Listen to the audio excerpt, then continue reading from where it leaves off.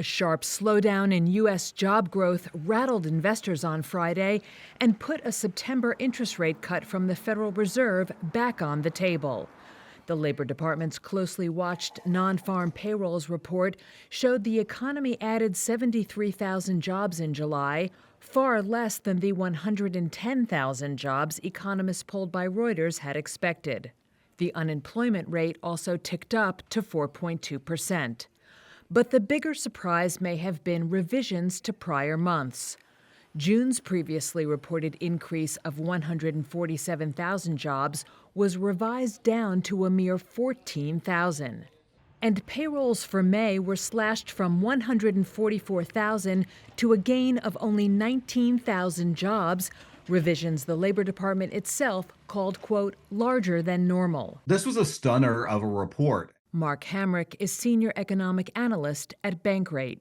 What really grabs you by the throat here is that we had downward revisions for payrolls, making for a total loss of 258,000 jobs in May and June. And so the question really is, are tariffs, the uncertainty and certainty of tariffs in the economy, really prompting employers to hit the pause button? And you have to say that's what's been happening over the past several months now. The latest tariff turmoil came when President Donald Trump on Thursday slapped dozens of trading partners with steep tariffs ahead of Friday's trade deal deadline.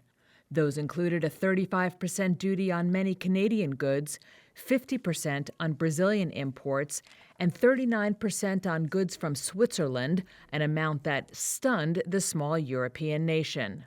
The labor market is weakening at a time when tariffs are starting to boost inflation. The Federal Reserve on Wednesday voted to hold rates steady, wary of what Trump's tariffs will do to price pressures. Two Fed governors dissented, opting instead for an immediate cut.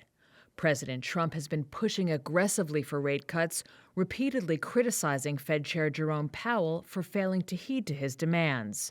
Trump weighed in again on Friday, saying in a social media post that Powell is a, quote, stubborn moron, and that the central bank, quote, must substantially lower interest rates.